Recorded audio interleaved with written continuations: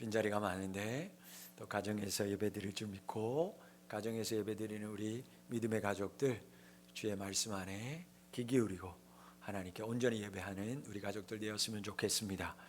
여러분, 오늘 우리가 보는 말씀 마가복음인데요, 마가복음에는 별칭이 있어요. 별명이 있습니다.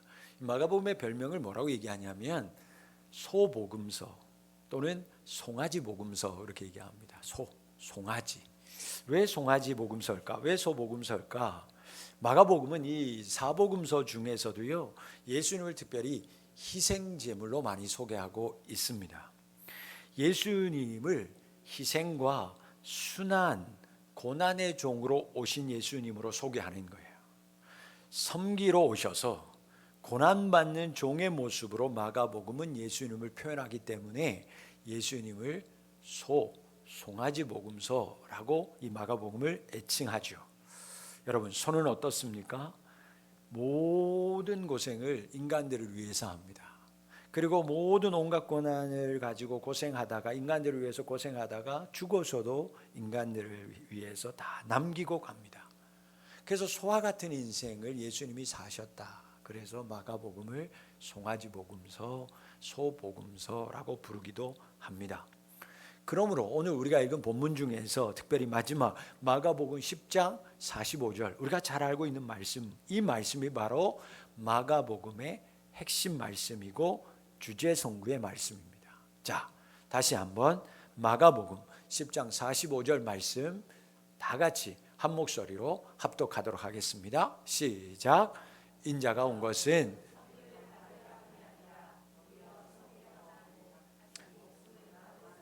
대속물로 주려 함이니라. 아멘. 여러분, 정말 예수님이 어떤 분이에요? 예수님이 종이라고 하는데 정말 예수님이 우리에게 종으로 오셨나? 우리 입장에서 예수님을 종이라고 감히 부를 수 있을까? 우리는 감히 예수님을 종이라고 부를 수 없죠. 여러분, 예수님이 어떤 분일까? 요한복음 1장, 그것을 로고스 복음이라고 얘기하는데, 요한복음 1장을 처음 읽어보신 분이면 예수님이 어떠한 분인지 우리는 잘 알 수 있어요. 여러분, 요한복음 1장 1절로 3절 말씀을 한번 보실까요? 이렇습니다. 태초에 말씀이 계시니라. 이 말씀이 하나님과 함께 계셨으니 이 말씀은 곧 하나님이시라. 그가 태초에 하나님과 함께 계셨고 만물이 그로 말미암아 지은 바 되었으니 지은 것이 하나도 그가 없이는 된 것이 없느니라.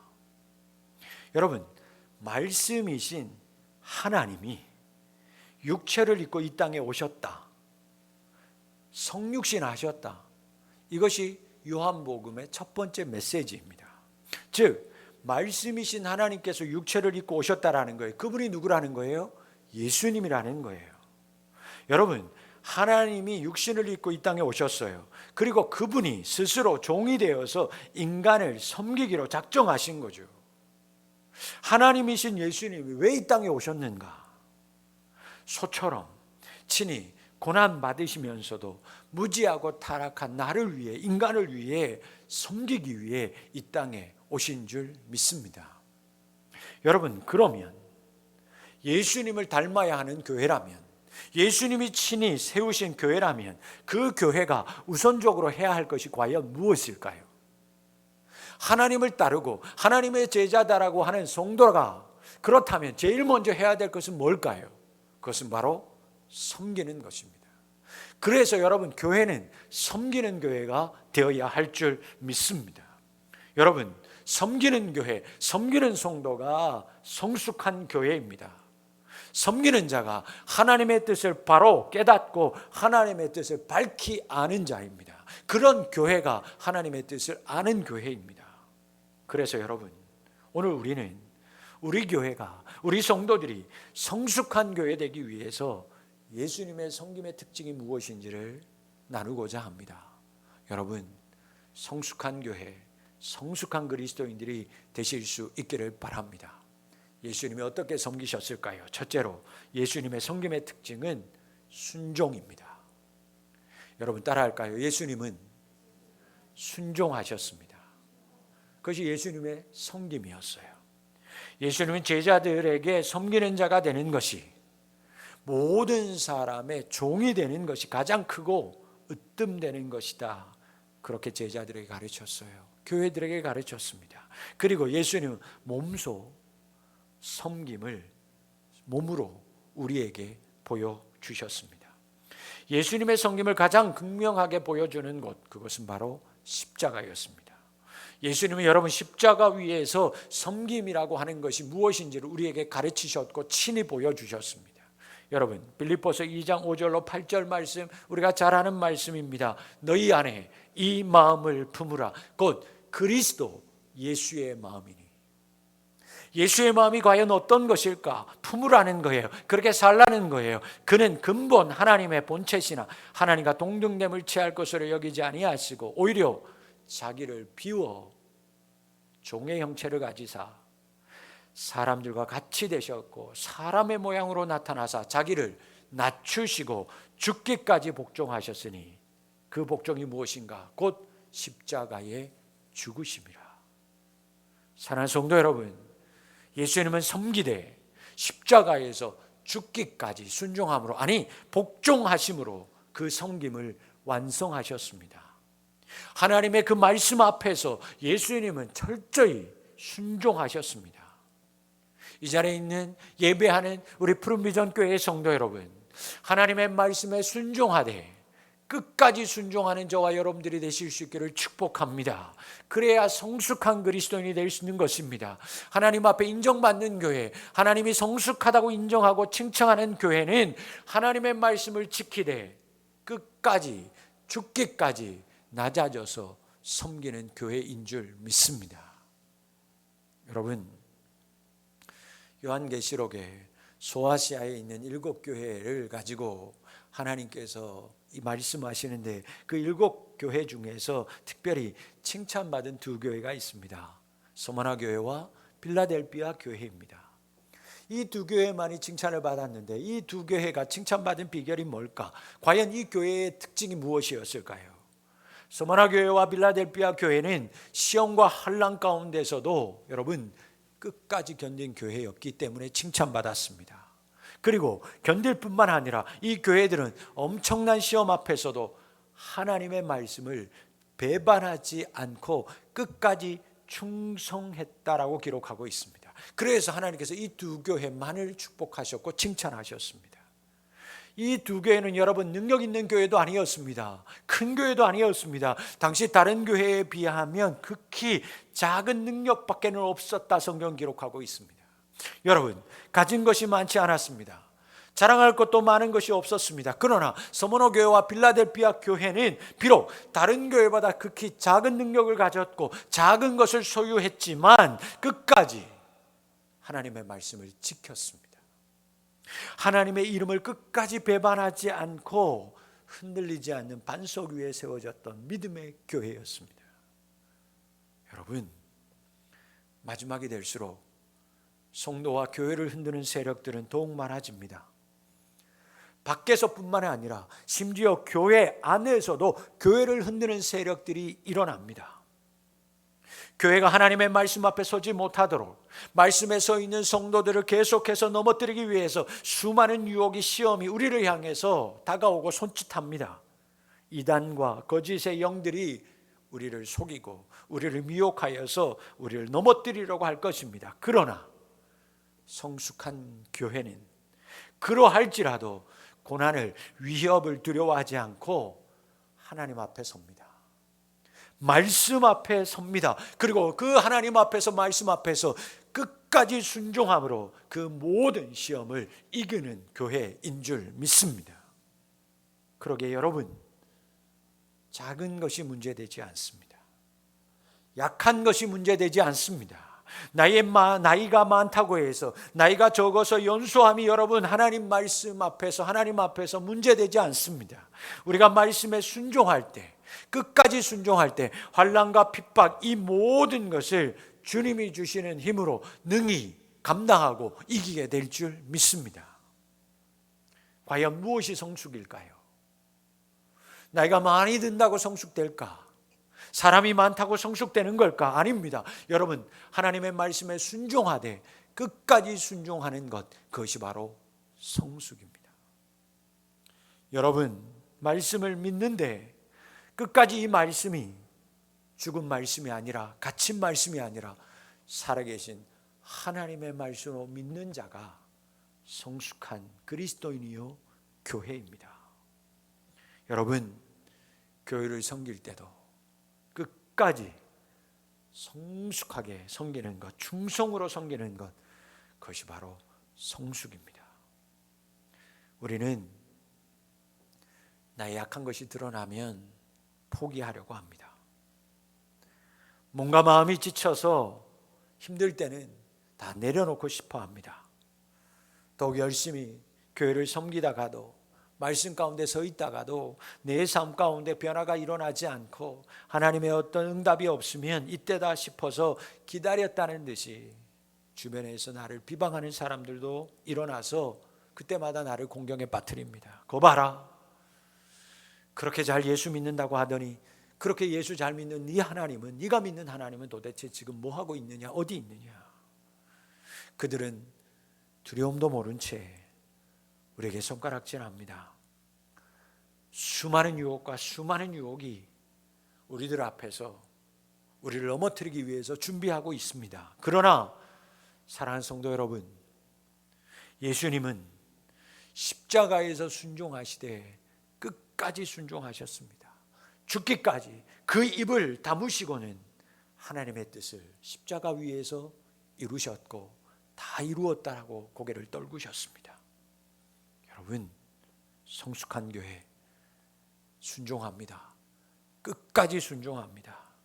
어떠한 고난과 시험 앞에서도 여러분, 주님의 이름으로 여러분들에게 주어진 사명과 직분을 여러분들이 서 계신 그곳에서 순종하되 끝까지 순종하는 우리 성도님들이 다 되실 수 있기를 축복합니다.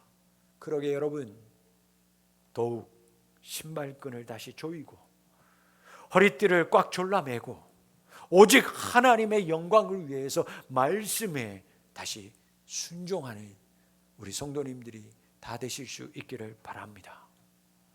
그렇다면 여러분, 예수님의 섬김의 특징이 순종이라면 섬기는 사람의 특징은 과연 무엇이어야 될까? 섬기는 사람, 순종하는 사람의 특징은 과연 뭘까?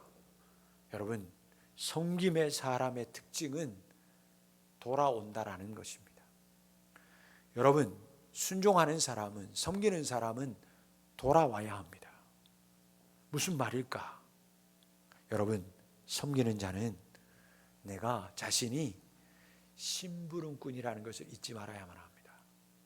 섬기는 사람은 자신이 종이라고 하는 것을 잊지 말아야만 합니다. 종은, 심부름꾼은 주인의 말을 듣고 행하는 사람이 심부름꾼이고 종입니다. 주인은 심부름꾼에게 일을 시킨 후에, 종에게 일을 시킨 후에 그 일이 잘 되었는지 그 종이, 심부름꾼이 돌아올 때까지 기다리고 궁금해합니다. 과연 잘했을까? 과연 내가 지시한 것을, 내가 정하게 이야기한 것을 그가 그대로 이행했을까? 기다리는 거예요. 궁금해하는 거예요.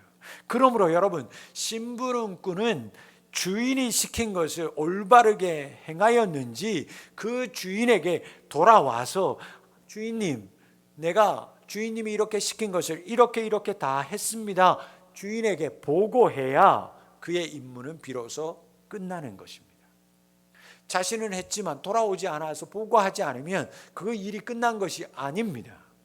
여러분, 여러분이 행하는 일의 모든 마침은, 순종과 섬김의 마침은 무엇인가?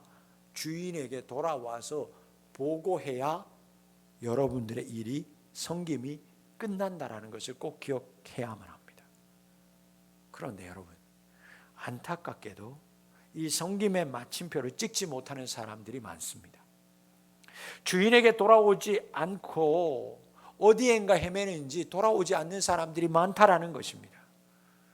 누가복음 17장을 여러분 보시면 10명의 나병 환자가 등장합니다. 예수님이 지나가니까 이 10명의 나병 환자가 예수님께 소리 지릅니다. 예수님, 우리를 고쳐주십시오. 고쳐주십시오. 그때 예수님께서 뭐라고 얘기하냐면, 고쳐주시지 않고 너희들의 몸을 제사장에 가서 보여라. 당신은 나병이 다 나았는 것은 제사장에 가서 확인하고 제사장이 다 나았다, 아니다 판단하는 것입니다. 그대로였습니다. 온몸에 문둥병이, 나병이 진물이 납니다. 그런데 예수님이 지금 제사장에게 가서 보이라는 것입니다. 예수님의 말씀에 순종하여서 제사장에게 그들이 내려갑니다. 그런데 놀랍게도 그 제사장에 내려가는 길에 10명의 나병 환자가 모두 다가 치유함을 받습니다. 내려가는데 나병이 점점 깨끗해집니다. 진물이 말라집니다. 몸에서, 피부에서 나쁜 것들이 다 떨어져 나갑니다. 아기 피부처럼 되었습니다. 기뻐 뛰었습니다. 그런데 그 다음에 말씀에 보면 다 치유받고 은혜 받았는데 그 중에서 딱 한 사람, 그 사람이 예수님께 돌아와서 엎드립니다. 하나님께 영광을 돌리면서 감사를 표현합니다. 그때 예수님께서 제자들과 그 엎드린 그 사람에게 뭐라고 말씀하시는가, 이렇게 이야기합니다.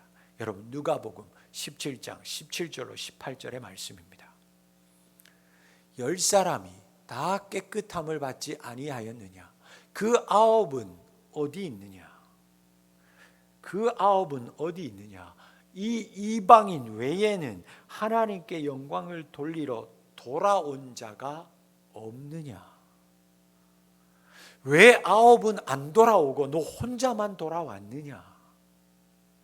사랑하는 성도 여러분, 우리가 하나님의 말씀을 듣고 은혜와 능력을 받아서 세상에 나아가면서 우리는 다짐합니다. 하나님, 내가 주님의 말씀대로 살겠습니다. 오늘 말씀처럼 내가 섬기며 살겠습니다. 순종하며 살겠습니다. 그렇게 마음을 단단히 먹고 예배당 문을 나아갈 때 기쁨으로 나아가는데, 나간 이후에 주님께서 이렇게 얘기하는 거예요. 어찌 돌아오는 사람은 없느냐?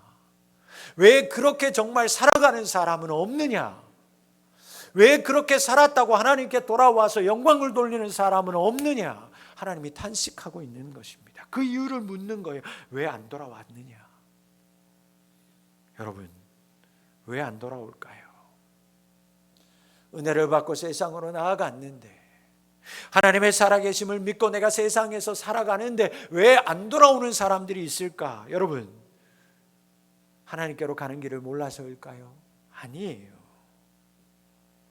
처음에는 은혜 받고 세상에 나갔는데, 여러분, 나갔다가 세상에 흡수되었기 때문입니다. 하나님의 말씀보다 세상의 즐거움에 빠지고 세상이 더 좋아져서 세상에 머물러 있기 때문에 하나님께로 돌아오지 않는 것입니다. 디모데후서 4장 10절에 몇 명의 사람이 등장합니다. 여러분, 성경의 이름에 등장된다는 게 얼마나 대단한가요? 그런데 여러분, 디모데후서 4장 10절에 나오는 명단은 부끄러운 명단으로 나타납니다. 과연 이들은 누구였을까? 보실까요? 디모데후서 4장 10절입니다. 데마는 이 세상을 사랑하여 나를 버리고 데살로니가로 갔고, 그레스게는 갈라디아로, 디도는 달마디아로 갔다. 데마, 그레스게, 디도라고 하는 사람은 누구냐? 세상을 사랑해서 바울을 떠난 후에 바울에게로, 즉 예수님께로 돌아오지 않았던 사람들의 명단입니다. 은혜 받고 제자 되었다고 세상으로 나아갔는데, 기름 부음 받아서 하나님의 종으로 세상으로 나아갔다가 그만 그 세상이 좋아서 하나님께로 돌아오지 않았던 사람입니다. 하나님의 말씀이 좋았는데, 그래서 그 능력의 말씀을 세상에 전하겠다고 세상으로 달려갔는데, 갔더니 그 세상이 좋아서, 여러분, 세상 안에서 예수님 다 잃어버리고 세상에 눌러앉은 사람, 하나님의 축복을 받아서 요단들이 좋아서 요단에 있는 그 동쪽으로, 그 요단이 있는 쪽으로 갔는데, 그 세상에 가봤더니 그 세상이 너무 풍조가 너무 좋아서 그 세상에 눌러앉았던 롯과 같은 사람, 하나님께 돌아오지 않는 사람들이 있더라는 거예요. 이런 안타까움에 바울은요, 디모데에게 편지를 하면서 이렇게 세상 가운데 나아갔다 돌아오지 않는 사람이 있다. 내가 너무너무 힘들다, 안타깝다. 그러면서 디모데후서 4장 9절에서 디모데에게 이런 말을 해요. 같이 한번 읽어볼까요? 시작. 너는 어서 속히 내게로 오라. 한 번 더요. 시작. 너는 어서. 하나님 우리에게 하시는 말씀이에요. 사랑하는 아들아, 사랑하는 딸아, 너는 속히 내게로 오라. 너는 속히 내게로 오라. 사랑하는 성도 여러분,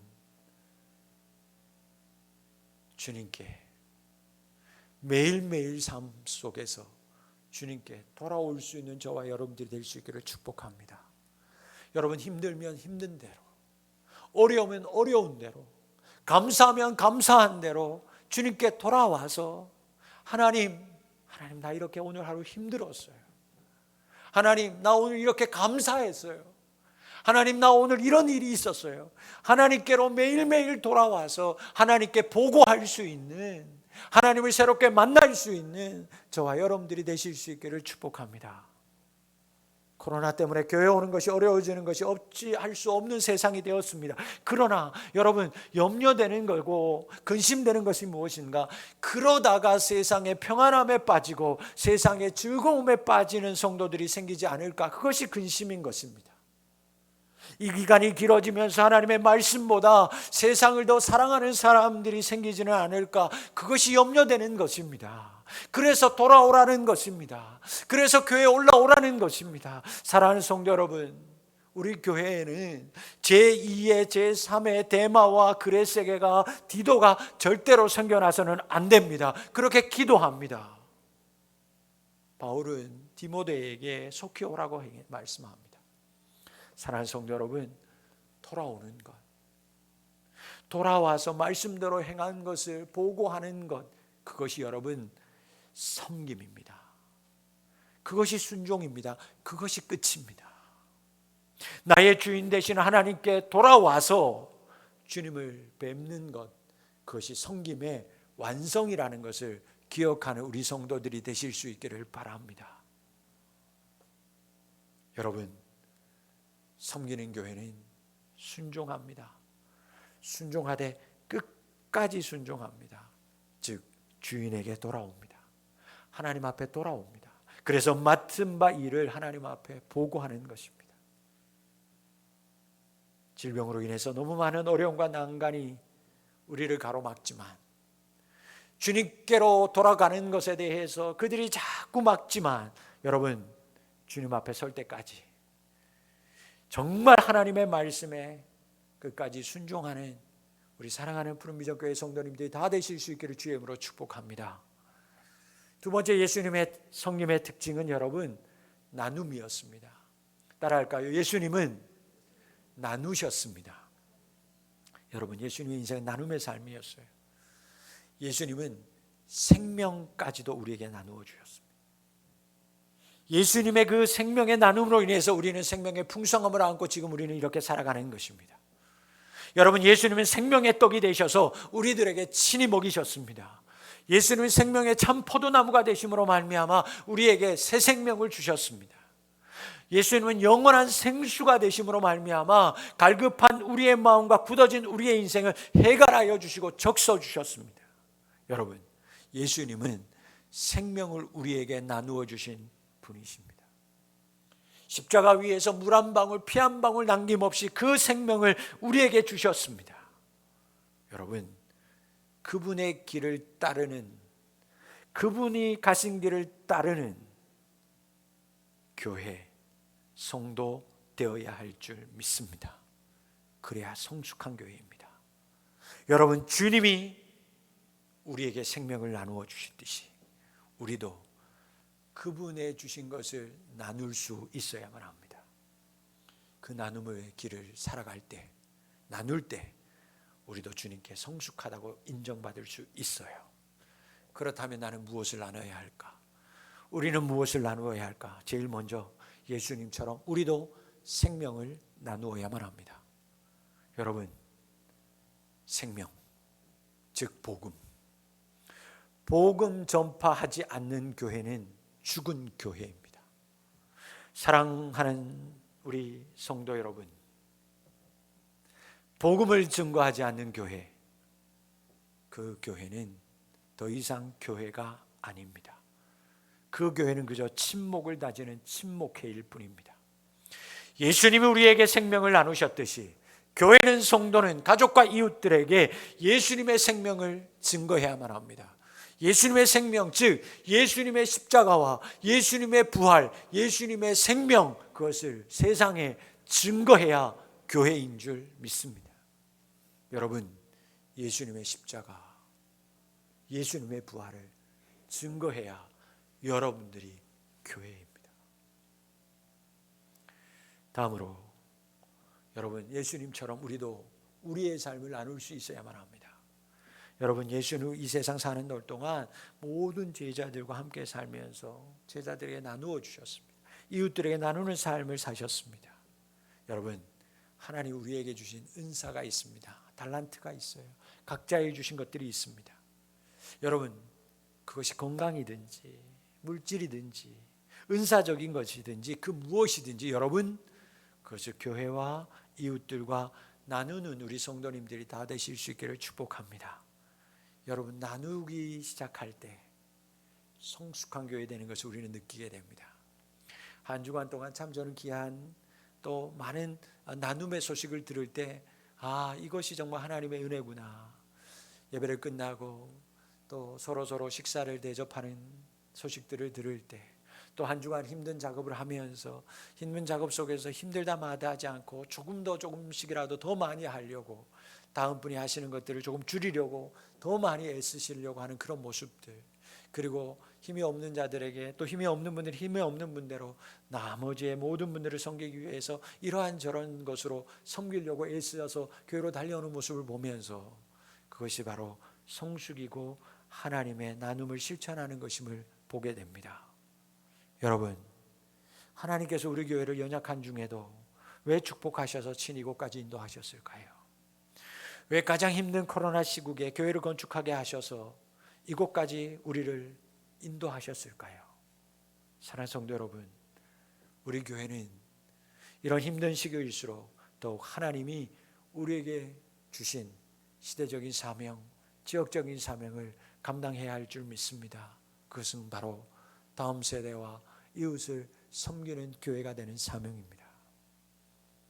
이 사명을 감당하기 위해서 여러분, 우리는 하나님이 나에게 주신 것을 나누어야만 합니다. 전도하기 힘든 시대입니다. 그래서 더욱 나의 삶을 이웃들에게 나누어 줄 수 있어야만 합니다. 전도지 나누는 것이 힘들어진 이 시대 가운데 우리가 더욱 힘써야 할 것은 나에게 베푸신 하나님의 은혜를 기억하면서 나에게 주어진 것이 있을 때 나의 삶을 이웃들에게 나누는 것입니다. 그때 하나님이 그곳에 역사하시고 함께하여 주실 줄 믿습니다. 여러분, 우리 교회에게 주어진 하나님의 은혜, 주변의 교회, 이웃들에게 나누는 성숙한 교회 되어야 합니다. 사랑하는 성도 여러분, 우리에게 가지고 있는 것, 여러분에게 주어진 것 나누는 성숙한 성도님들이 되실 수 있기를 축복합니다. 세상의 나눔의 기준은 그 사람이 얼마나 많이 가지고 있는지, 얼마나 부리고 있는지, 얼마나 거느리고 있는지를 보고서 사람들은 판단하고 그 사람에게 권세를 주고 그때 나누기 시작합니다. 그러나 하나님의 기준은 얼마나 많은 은혜를 나누었는가, 얼마나 많은 것들을 이웃들에게 나누어 주었는가에 따라 하나님은 권세를 주시기 시작합니다. 여러분, 성도는 성도들대로, 교회는 또 교회대로 하나님께서 주신 복과 은혜를 많이 나눌 때 그 교회가 권세 있는 교회요, 그 성도가 권세 있는 성도가 되는 줄 믿습니다. 그 권세는 세상이 주는 것이 아닌 하나님으로부터 오는 권세이기에 빼앗을 자도 없고 넘어뜨릴 자도 없습니다. 그래서 나눔이 있는 그곳에 하나님이 함께하여 주시고 하나님이 그곳에 역사하여 주셔서 영광으로 축복해 주실 줄 믿습니다. 그런데 여러분, 우리가 나눌 때 잊지 말아야 할 것이 있습니다. 그것은 바로 찾아가는 나눔이 되어야 한다는 것입니다. 나누되 찾아가는 나눔이 되어야만 합니다. 예수님의 나눔의 특징이 바로 찾아가는 나눔이었습니다. 여러분, 기다리는 나눔은 권위적인 나눔이 될 수밖에 없습니다. 자, 내가 오늘부터 이제부터 내가 나눌 테니까 오십시오 하는 것은 그들을 더욱 부끄럽게 하는 나눔입니다. 그러나 찾아가는 나눔은 배려입니다. 찾아가는 나눔은 사랑입니다. 그러므로 여러분, 이제부터 약한 곳을, 낮은 곳을 찾아가는 성숙한 우리 성도님들이 되실 수 있기를 바랍니다. 세상을 보십시오. 찾아가는 서비스를 외칩니다. 비대면인 이 세상 속에서 우리가 걱정하지 마십시오. 얼굴 보지 않아도 신청만 하면 집까지 찾아가서 모든 것을 해결해 주겠습니다. 세상도 그렇게 외칩니다. 여러분, 교회가, 성도가 그러해야만 합니다. 우리도 낮은 곳으로, 약한 곳으로 찾아가서 나에게 주신 은혜, 나에게 주신 은혜와 은사와 복을 나누는 그런 성도, 그런 교회가 되어야만 합니다. 손짓하지 않아도, 표현하지 않아도 우리가 찾아갈 때 그곳에 하나님이 역사하여 주시고 무너진 교회의 권세가 그곳 가운데 다시 회복될 줄 믿습니다. 여러분, 성도들끼리도 많이 나누어야만 합니다. 말씀을 나누십시오. 받은 바 은혜를 나누시기 바랍니다. 기도도 나누고 물질도 나누고 건강도 나눌 때 하나님 앞에서 더욱 든든히 세워져 가는 권세 있는 교회 될 줄 믿습니다. 마지막으로 여러분, 예수님의 섬김의 특징은 도전이었고 모험이었습니다. 십자가를 지시는 것, 여러분, 그것은 예수님에게 있어서는 도전이었습니다. 모험이었습니다.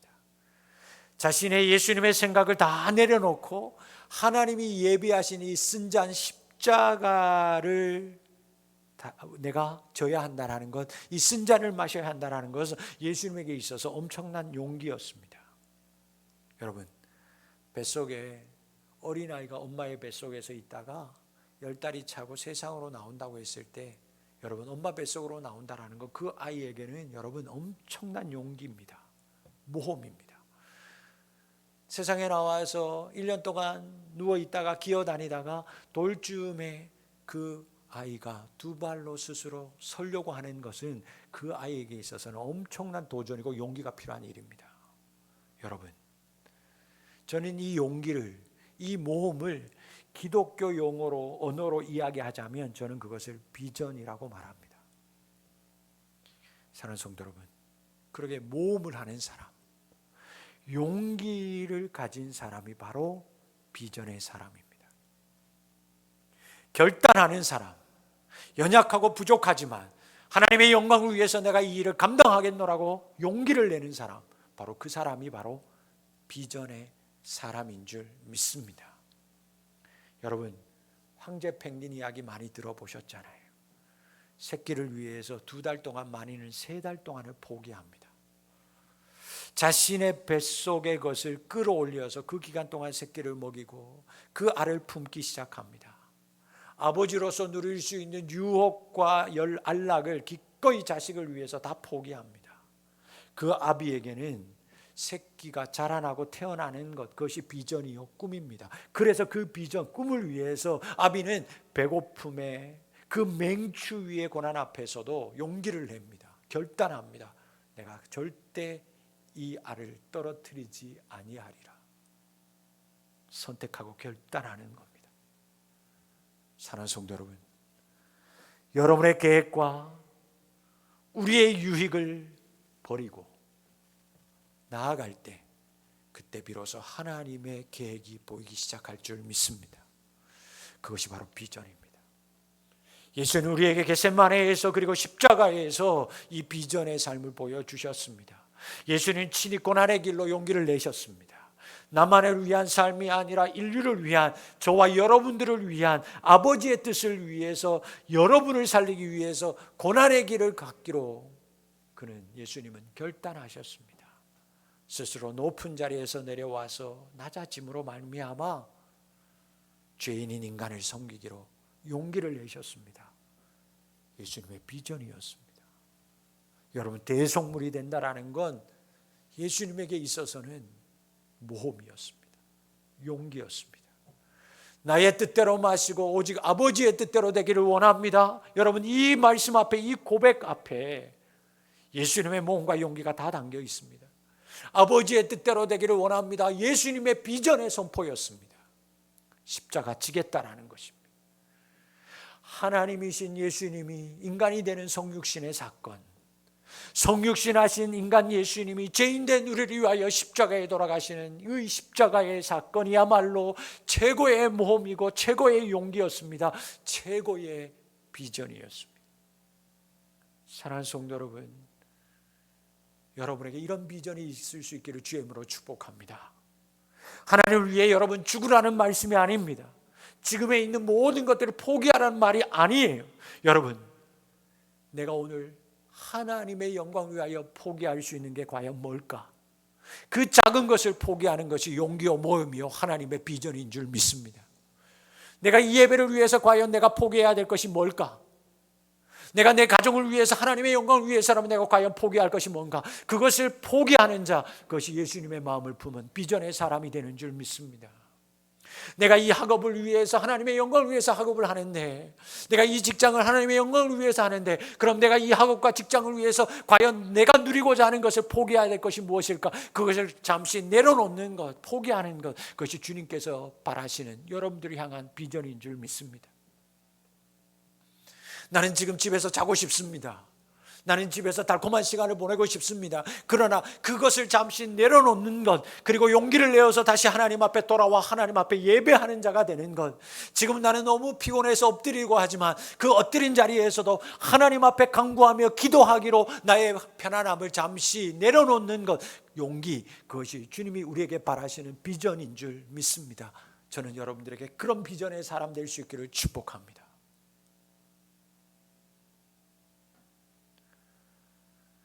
사랑하는 성도 여러분, 하나님의 영광을 위해서 살겠다는 결단이 이 시대에 필요합니다. 그 결단이 여러분들 안에 오늘 이 시간 일어나기를 바라고, 그 결단대로 살 수 있기를 성령님이 그 마음 가운데 불같이 그 마음대로 불러일으킬 수 있기를 기도합니다.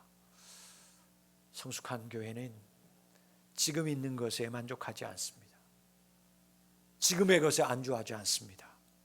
머무르는 것 좋아하지 않습니다. 성숙한 교회는 이 땅에 속한 모든 과정은, 이 세상의 인생은 순례의 여정임을 알기에 뒤를 돌아보지 않습니다. 묵묵히 천성을 향해서 나아갑니다. 비전을 향해서 나아갑니다. 내 뜻을 버리고 하나님의 뜻을 선택합니다. 여러분, 그 길에서 얻어지는 박수와 영광, 핍박에 일희일비하지 않습니다. 그 천성을 향해 나아갈 때 박수 받는 것이 있다면, 영광이 있다면 그는 나의 것으로 생각하지 않습니다. 그 길을 걸어가는데 핍박이 있다면 그것은 나의 것으로 여기고 그 핍박 앞에서 도망가지 않습니다. 그래서 오직 하나님의 영광이 무엇일까만을 생각하면서 도전을 합니다. 용기를 냅니다. 여러분, 지금 여러분들 안에 숨겨져 있고 내세우기 부끄럽고 누군가에게 말하면 아유 네가 그걸 해? 웃을 것 같은 하나님의 비전이 있습니까? 그것에 도전하십시오.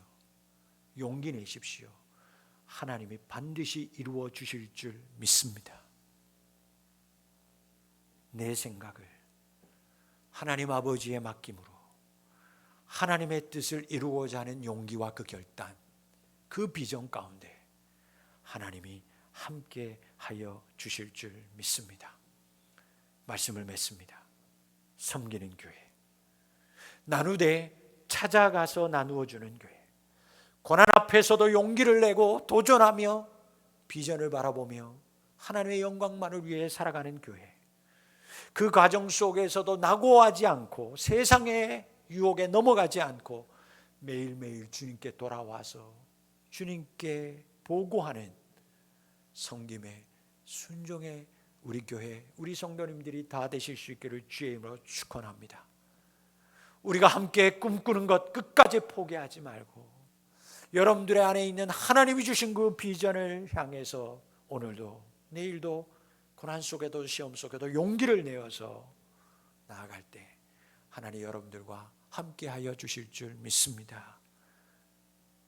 우리 교회가 말씀에 순종하는 교회, 우리 교회가 찾아가 나누는 교회, 우리 교회가 비전을 가지고 도전하는 교회 될 때 하나님이 권세로 저와 여러분들을 안위하여 주시고 여러분들과 날마다 동행하여 주실 줄 믿습니다.